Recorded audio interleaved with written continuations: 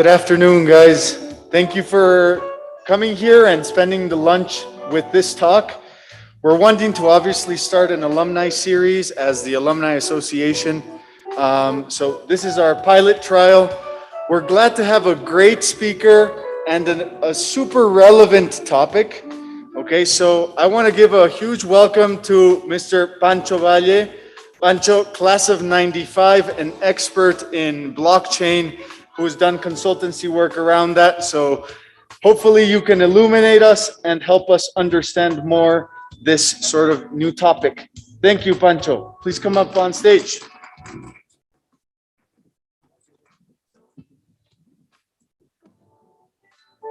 Thank you so much. Glad to be here.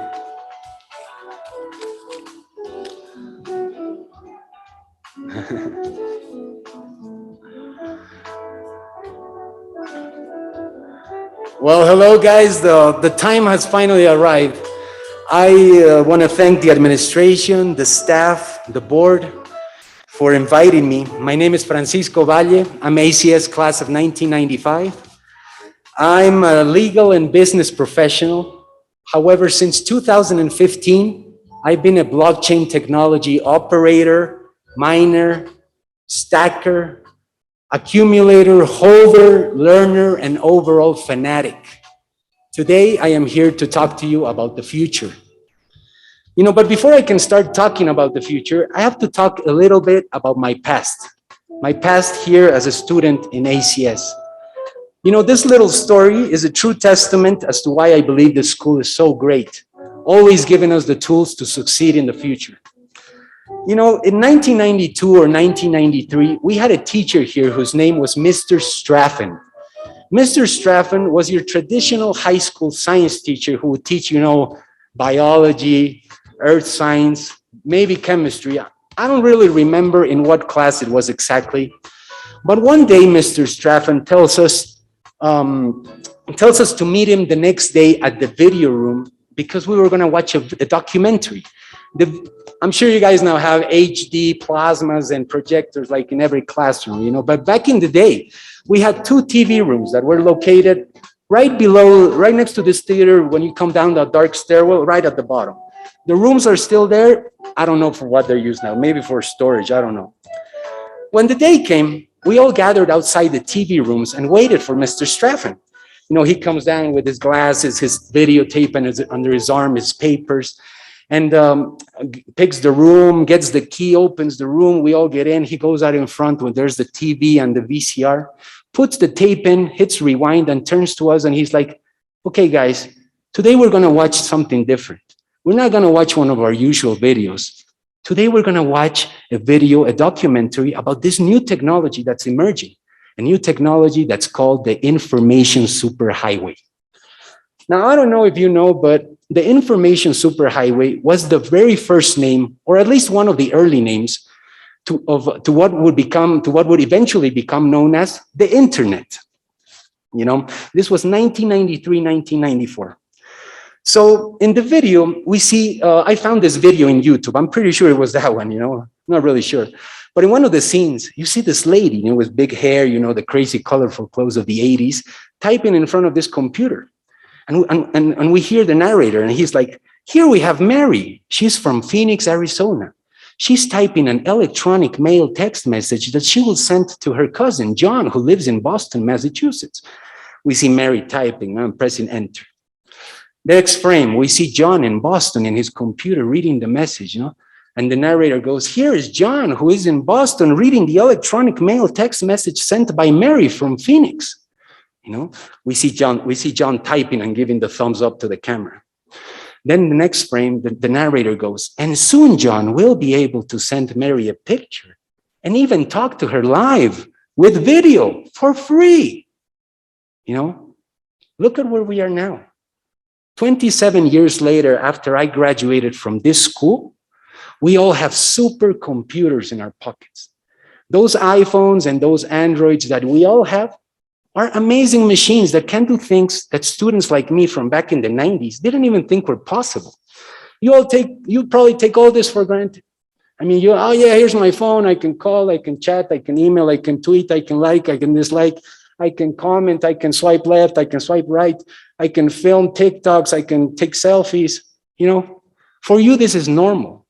But for me, a student who was a teenager back in the early 90s, those machines, those iPhones and those Androids are like intergalactic spaceships, to say the least.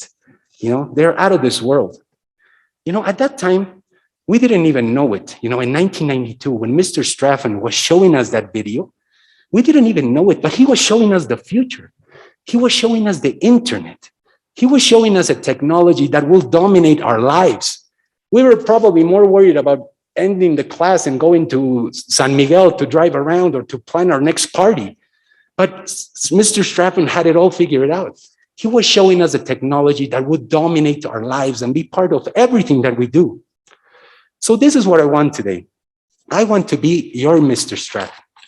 I want to talk to you about a technology that will dominate our lives and that will become part of everything that we do. This new technology is called the blockchain, okay? So what is a blockchain? Well, bad news for you, I can't get too technical in this talk because I would probably lose your attention. But to summarize, the blockchain is, above all, an information technology, IT. Much like the internet and every website, every application, every video game that we find on the internet, the blockchain is just software. It's open source code. This means that a person or a group of people sat behind their computers and using programming languages such as JavaScript, Python, C++, programmed each part of the blockchain just like they would program any website, any application, any video game, or any other piece of software available on the internet, okay? So what is the difference then between the internet as we know it and the blockchain? Well, to answer this question, first we must understand exactly how the internet works, or at least the basic functioning of the internet. So imagine a big game board, a big square or a rectangle, and inside this entire space, we have the internet. Inside this internet, we have networks of people that work over the internet. For example, we have social networks, Facebook, Twitter. We have movie networks, Netflix, Amazon Prime. We have music networks, Spotify, Deezer. We have payment networks, PayPal, Venmo, your bank's website. And we have other networks like the ACS website, a place where students, alumni, teachers, parents, gather to find out information about the school. In these networks, in these traditional internet networks as we know it, we participate or interact using text, emails, chats, web messages, and also by sharing digital files, among which we have JPGs, GIFs, PDFs, Excel, PPTs, MOVs, you get the point. These digital files, as we know it, that we share constantly, don't have much of a monetary value because we can share them infinitely. We can send a file to our friends and our friends can send them to even more friends. And the cycle goes on and on and on, while all of us keep a copy of the file. Also, these traditional internet networks, as we know them, are centralized. What does centralized mean?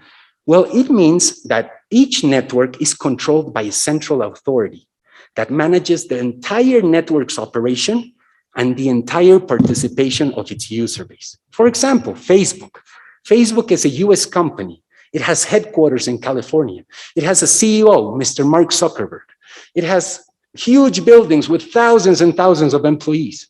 It has massive warehouses with servers and hard drives, the cloud, where everything that we share is stored and basically owned by them. This is what centralization means, that there is a place with a central authority that manages the entire network's operation. A place where your interactions are controlled by a central authority, by policy enforcers, by fact checkers, or by any other employee entrusted to see if your content, the content that you publish, is appropriate or suitable for their networks. So to summarize, there are three components to the traditional internet networks. Networks of people that work over the internet, digital files and text that we share, and centralization, through which a central authority manages the entire network's operation. So now that we know the basic functioning of the internet, we can start talking about how the same is really different from the blockchain. So what do you say when you hear the word blockchain? Are you like this guy I know who's like, oh yeah, the blockchain, yeah, that's about Bitcoin, that's about crypto and funny internet magic money, you know? Well, sort of, but actually the blockchain is much more than that. First, let's start by mentioning that blockchains are also networks of people that work over the internet, much like the networks that I mentioned, the networks that we already use. However, there are two differences. There is no one single blockchain. There can be many blockchains, like websites or applications. Many websites, many applications, many blockchains. Among the blockchains, we have two types. The first one is public blockchains, which are created by software developers who just build the code of their blockchains, upload them to the internet, and put them for everybody to use and build great things on top of them for free. And we also have private blockchains, which are created by businesses or entities with different corporate visions and profit-generating missions. You know, among the public blockchains, we have the first one, and currently the most valuable blockchain, which is called Bitcoin, that was launched in 2009 by a software developer called Satoshi Nakamoto. Satoshi Nakamoto. Satoshi was never met in real life, in person, by none of the early developers, adopters, participants of the blockchain of the Bitcoin network. The only communications that were ever held with Satoshi were through email messages and through posts on software developers forums. We don't know if Satoshi was a man, a woman, or a group of people, because Satoshi decided to disappear once this guy called Gavin Andreessen, who was an early adopter of Bitcoin and an early helper of Satoshi, received an email out of the blue from the CIA asking him to appear at their headquarters in Washington or in Virginia or whatever to explain what Bitcoin was. When Satoshi found out about this, he decided to disappear and cease all communications with everybody. Nobody has ever heard back from him again. You know, originally Bitcoin was presented in a software developers forum where Satoshi published a post with the following message. I've developed a new open source peer-to-peer electronic cash system called Bitcoin. Its technology is completely decentralized with no central server or trusted party because everything is based on cryptographic proof instead of trust. Give it a try. Download it at bitcoin.org. Just like that, Bitcoin, the first blockchain in the world, was born. You know, Satoshi had a real problem with the governments and the central banks of the world by being in charge of the money supply by just printing more cash whenever they needed more money.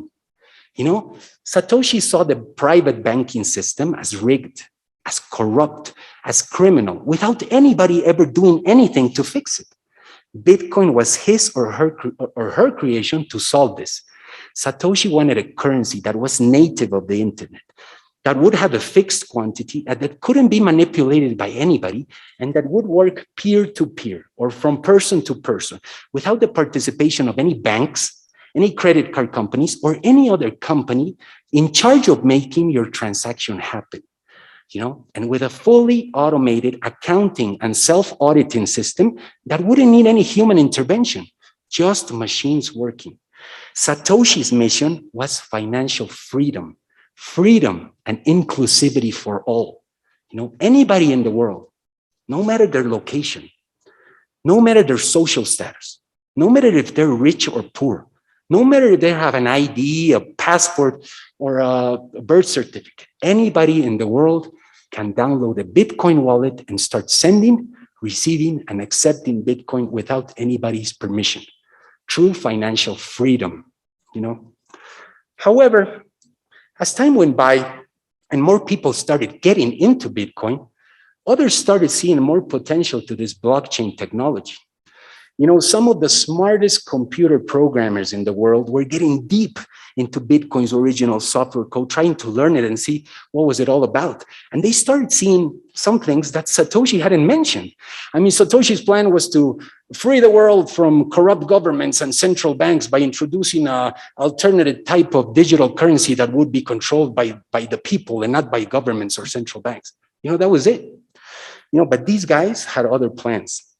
For example, three software developers by the names of Vitalik Buterin, Charles Hoskinson, and Gavin Wood built a blockchain called Ethereum that was based on Bitcoin's original software code and operation, but that introduced revolutionary, transformational, and disruptive things such as smart contracts, decentralized applications, and the most important one, or at least the one that is causing the greatest hype lately, digital asset creation. So here is where we can find the two main differences between the traditional internet as we know it and the blockchain, a decentralized system and digital asset creation. Like I mentioned before, traditional internet networks are centralized. They are controlled by one single entity in one single place in the world, from their headquarters, controlling the entire network's operation and your participation as users of their networks. Blockchain networks are decentralized. This means that they are software programs or protocols that just exist over the internet, that are kept alive by their users who distribute it around the world, who together provide computational power to keep the network secure, to keep the network decentralized, and to keep the network operational. These aren't networks controlled by one single entity. These are networks controlled by the entire user base, who together provide their computers to make the network function, you know? And considering the second difference between traditional internet networks and blockchain networks, we have what relates to the digital asset creation. Like I mentioned before, digital files can be copied multiple times. You know, I can send the file to my friend over here, and he can send it to all of his friends, and the cycle goes on and on and on, while all of us keep a copy of our files. You know, in blockchain networks, you can't do this. Each digital file, as we know it, becomes a unique piece of digital software called a digital asset. For the first time in the history of the world, we get ownership rights, property rights over digital files.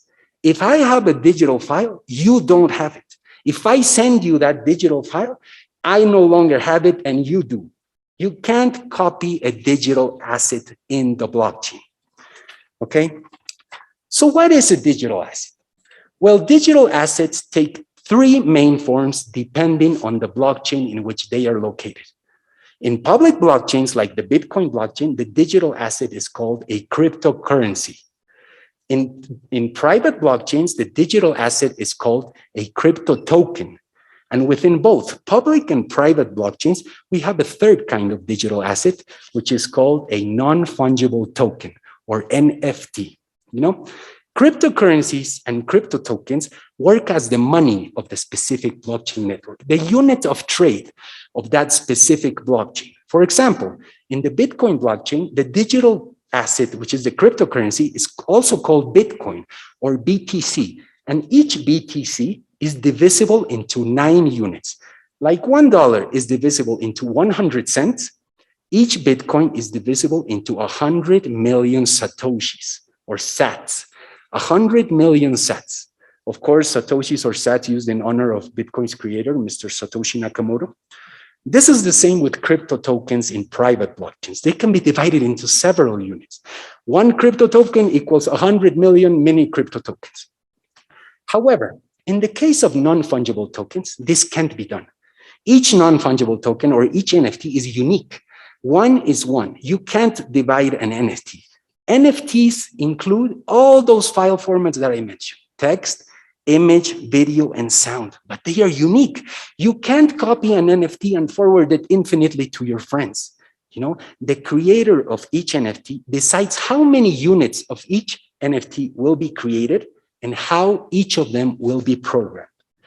For example, And a professional athlete can decide that he will only release 100,000 digital collection rookie cards. A musician can decide that she will only launch 5 million digital NFT albums with 14 songs each and special artwork. A writer can decide that he will only publish 10,000 digital NFT first edition books for his fans. A digital artist can decide that he will only release one copy of digital art as an NFT. And for example, a brand like Adidas can decide that it will only launch 500,000 digital collection NFT shoes for avatars to use in a specific video game. And concerning the cryptocurrency or crypto token of a specific blockchain, software developers can decide how many units of each cryptocurrency or crypto token will be created.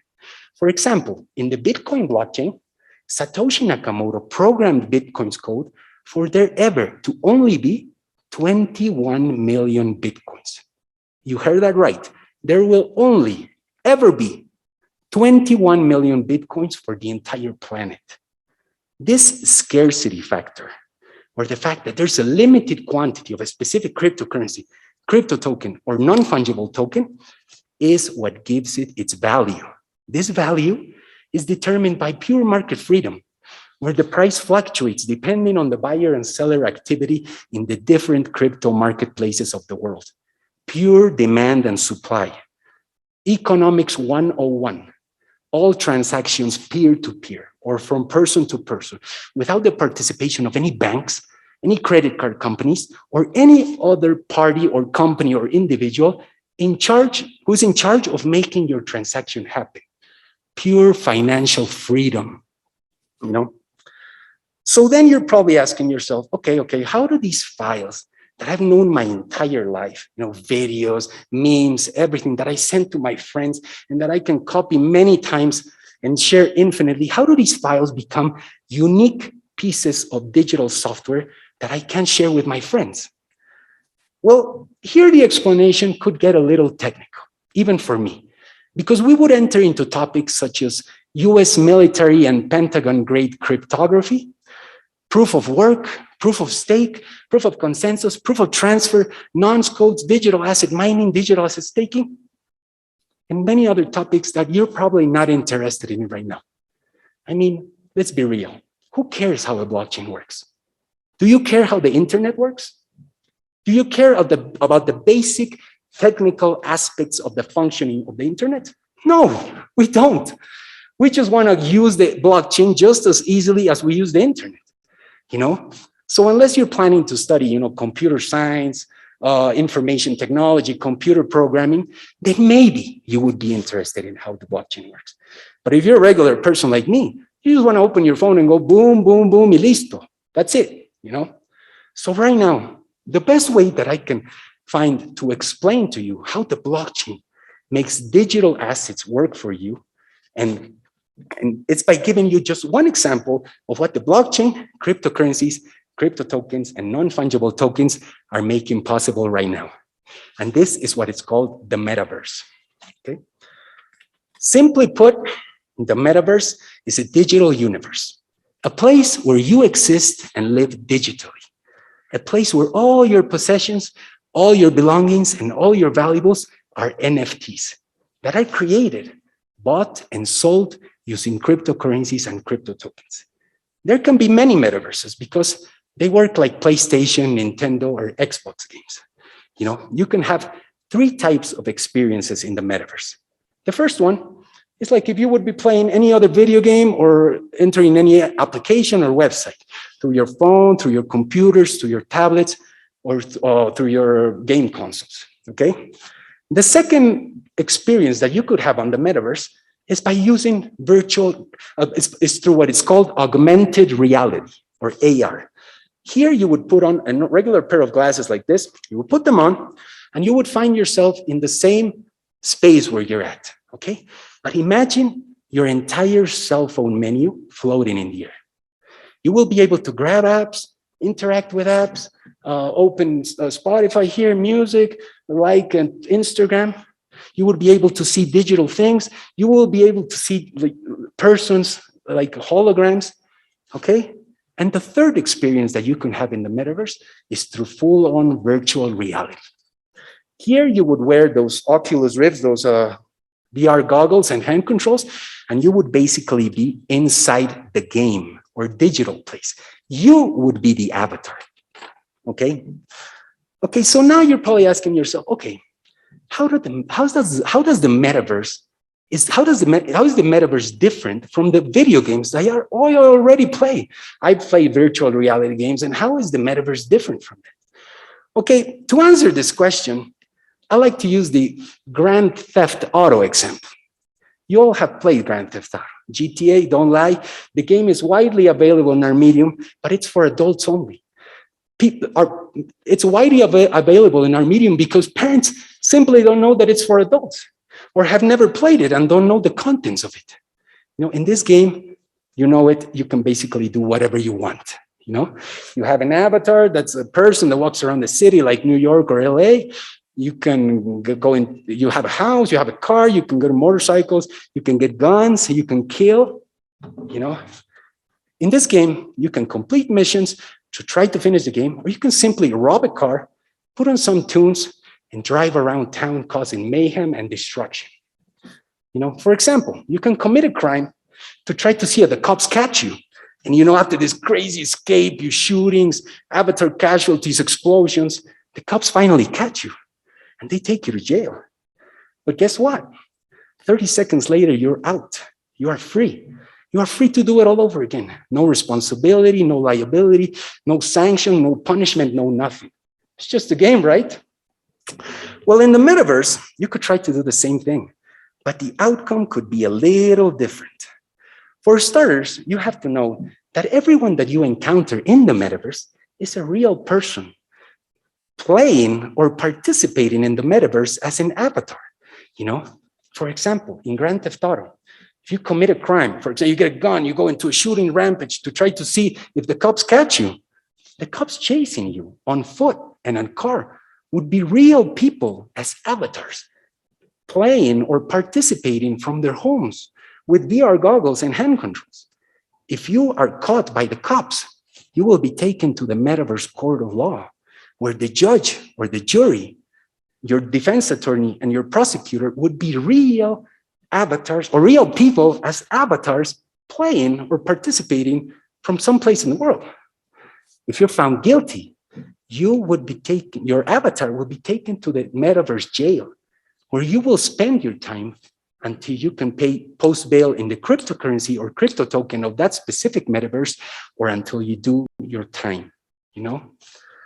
I promise you, when you put on your VR goggles, you will find yourself dressed in orange or with stripes and behind bars, or you will be at the jail's cafeteria eating next to another inmate, or you will be outside in the jail's yard doing exercise, walking around. You know, your experience in the metaverse would be inside jail until you post bail in the cryptocurrency or crypto token of that specific metaverse, or until you do your time if you don't have any money. You know, this is just one example of what the blockchain can allow us to do. But really, the possibilities are endless. We are entering into the new internet, the next evolution of the web that has been labeled Web 3.0. You know, all made possible by the blockchain and cryptocurrencies and crypto tokens and non-fungible tokens. With this talk, I'm not telling you to go invest in any cryptocurrency, crypto token, or non-fungible token. I am not a licensed financial advisor, and you should know that most of the blockchains that are in existence right now will crash and burn and have horrific deaths. You could lose a lot of money, you know. Also, Bolivian financial institutions are prohibited from allowing Bolivian citizens to transact in crypto. Sadly, at the very beginning of Bitcoin, a lot of people got scammed in the country. You know, some of the most vulnerable people in our country got scammed really bad. And so this prompted the government to prohibit banks to allow people to transact in crypto. However, there is no express prohibition for normal citizens like us to participate in blockchain technology. This technology is so new that right now the best thing that we can do about it is to learn about it. You have to take your time to investigate. Educate yourself about the subject matter and do your own research before you invest or participate in any of these projects. Also, with this talk, I'm not telling you not to be to only study computer programming or information technology and not be a lawyer, not be a doctor, not be an architect, not be a teacher, not be an MBA. The only thing I'm telling you is that there is something new that is called the blockchain, and that will revolutionize every profession and disrupt every activity as we know it. You know? So please do me a favor. When you graduate and go off to college, you know, during orientation week, look for the blockchain club and join it. You know, do it for a semester. Do it before you graduate if you want, but do it. You know, most universities and most colleges offer blockchain clubs now. You know, if your university doesn't have one, look for a course, enroll in an online course, watch videos about the blockchain in YouTube. This technology can be applied to every profession in the world. You know, I promise you, the internet will no longer be in charge or controlled by big tech companies. The blockchain will provide freedom to those who decide to participate in their networks, and will finally compensate you for your actions and successes, for your data, for your content, for your posts, for everything that you do in the internet. You will get compensated in cryptocurrencies and crypto tokens. You know, like I said, we are still very early in the deployment of blockchain technology. Right now, the most important blockchain is the Bitcoin blockchain, because it is the most secure, the most decentralized, the most, and the one with the greatest network effect. This means that it is the blockchain network with the greatest number of people participating in it. Bitcoin has been around for 13 years with 100% uptime without ever having been hacked or destroyed.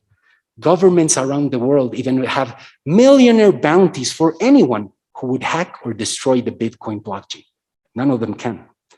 Ethereum is also a big contender because it is the one that is the most famous for NFTs and the Metaverse right now.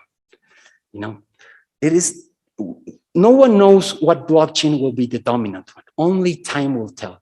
It is up to you to learn, to educate yourself and do your own research to see what blockchain will benefit your skill set the most. You know, you are so early in this technology that you don't even understand. You can't even comprehend. We are in the equivalent of 1994, 1995 in internet terms. You already know what happened after that. So next time, when somebody asks you about the blockchain, don't be like one of my friends who's like, oh yeah, the blockchain, yeah, that's about Bitcoin and crypto and funny internet magic money. Well, sort of, but actually the blockchain is much more than that. The blockchain is about freedom, baby. Thank you.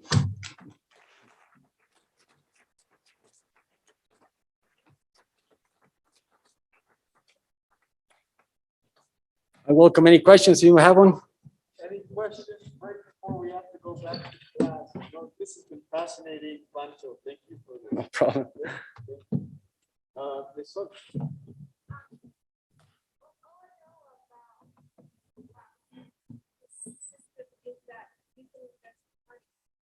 My son invested in money.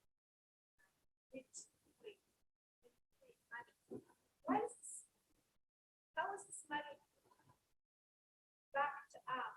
Because when you think of an investment or you put your money somewhere, you know that it's backed up by gold.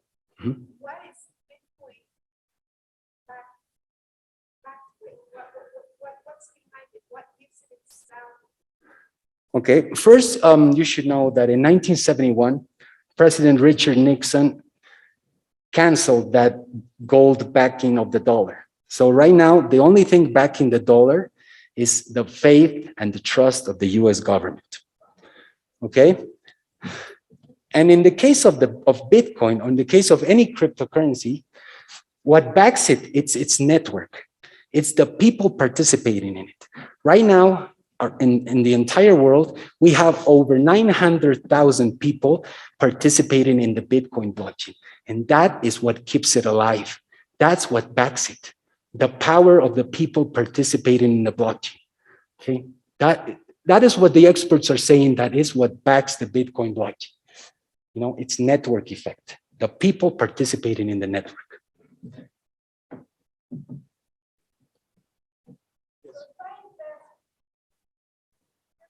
$1,000 of Bitcoin. And a year later, I end up with 15,000. That money back. What's the 5,000 again? Well, the price goes up depending on the number of buyers who are in the network. If there are more buyers, the price will go up. And like if you, for example, if you want to exchange that Bitcoin for real money, let's say, there are crypto exchanges where you can exchange them for dollars. You could, they're in the States or in Europe or like countries like El Salvador, they even have ATMs where you can put on your phone and say, I want $100. You have that possibility. It's not like it's money that exists in the air. You can't, catch it. For example, in the internet, you can buy almost anything that you want with Bitcoin. It's already in full competition with the US dollar. So Lucas, last question, just because we're going to have to go. Lucas, how does crypto mining work? Well, crypto mining, imagine, for example, in the bank where you have this person who has an Excel worksheet, okay? And it says, okay, for example, I sent $10 to my friend over here, and we said, okay, this guy has $10 minus, and this guy has $10 plus. That is the process that Bitcoin miners do. They validate transactions. They keep a book, like an Excel worksheet, that says who's getting what and who's receiving and who's sending. That is the work of Bitcoin miners. They validate transactions within the blockchain.